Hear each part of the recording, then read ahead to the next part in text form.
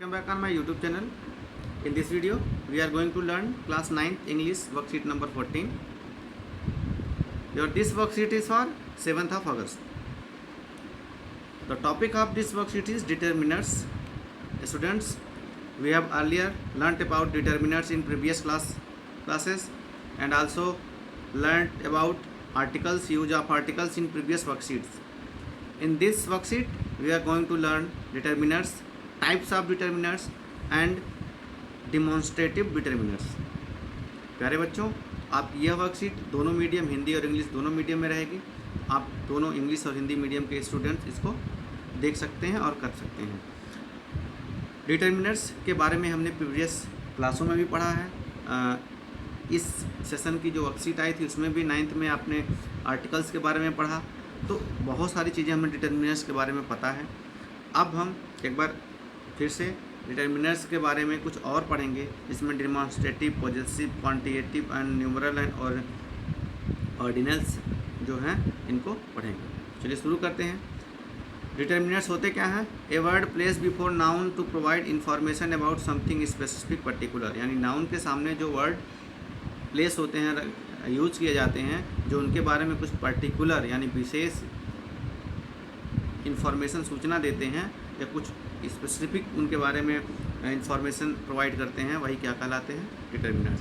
जैसे हम कह दें अब बॉय, लेकिन अब बॉय मतलब एक लड़का।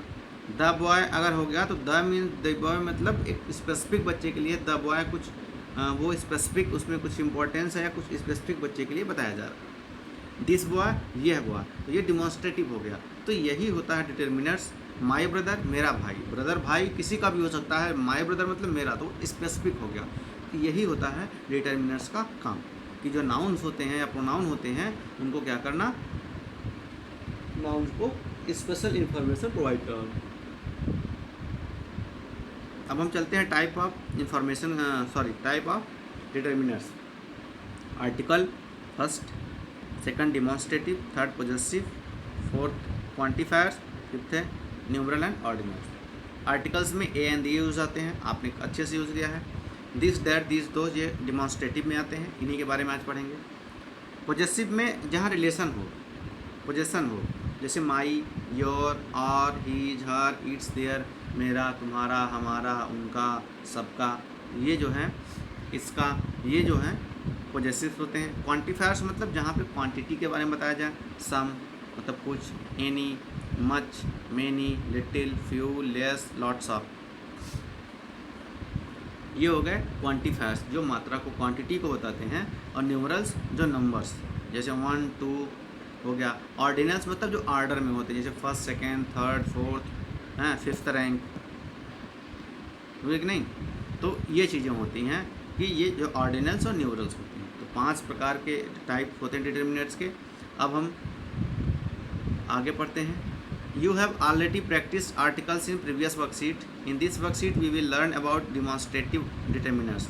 They show where the object or person is in the relation of speaker. और demonstrative जो determiners होते हैं वो ये बताते हैं कि जो ऑब्जेक्ट है वो पर्सन के किस रिलेशन में है, किस संबंध में है। कोई ऑब्जेक्ट है, जैसे मान लीजिए अब बुक है, सिंपल है। अगर हम यहाँ कहते हैं दिस बुक,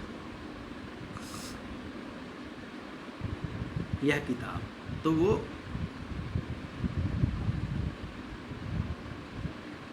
बता रहा है कि दिस मतलब उसके करीब है, ये रिलेशन बता रहा है। दैट बुक, दैट जब हम डिस्टेंस होती है तो उसके लिए यूज़ करते हैं। तो यही चीज़ें हैं, दूर की चीज़ों के लिए दैट यूज़ करते हैं। अब हम पढ़ते हैं। दिस का यूज़ होता है क्या? It is a singular proximal near demonstrative. Proximal demonstrative होता है जो नियर मतलब नज़दीक के लिए होता है। Use to refer a single object, person, place और आइडिया। अब दिस का यूज़ कहाँ होता है कि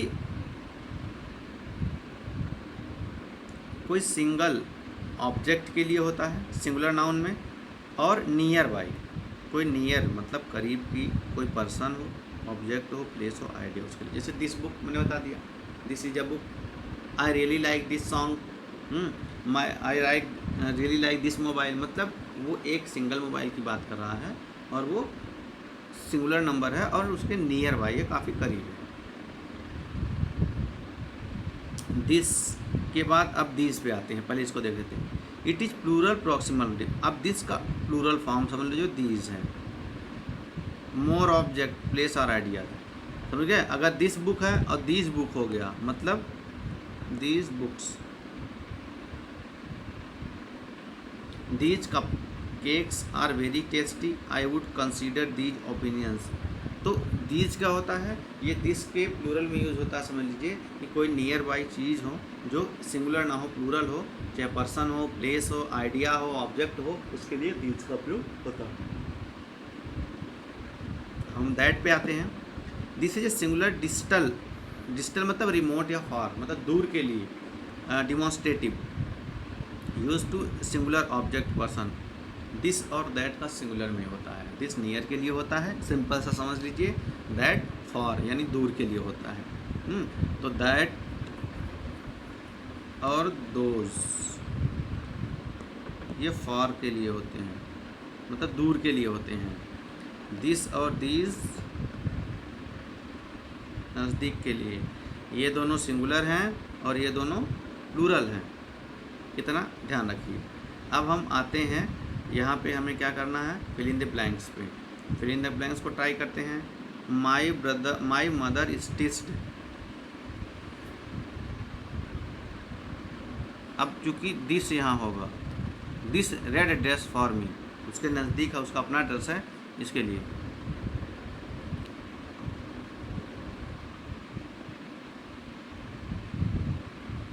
अब देखिए ये क्या है, रिबन्स है, यानी प्लूरल हो गया। तो दिस नहीं यूज होगा, किसका होगा, these.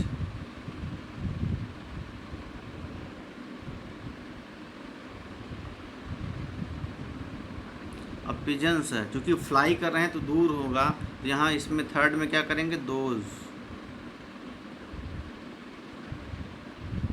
Ravi left his cricket bat under.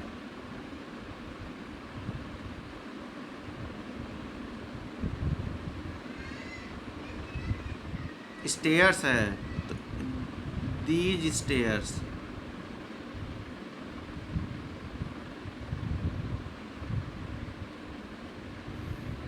Each of those boxes, क्योंकि यहाँ पे एक minute,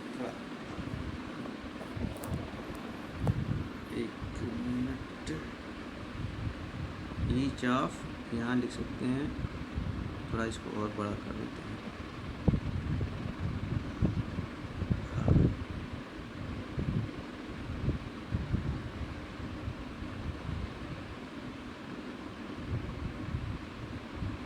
those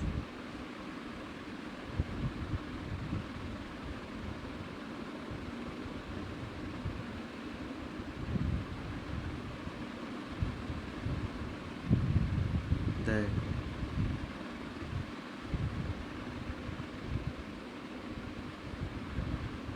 this at these days होता है।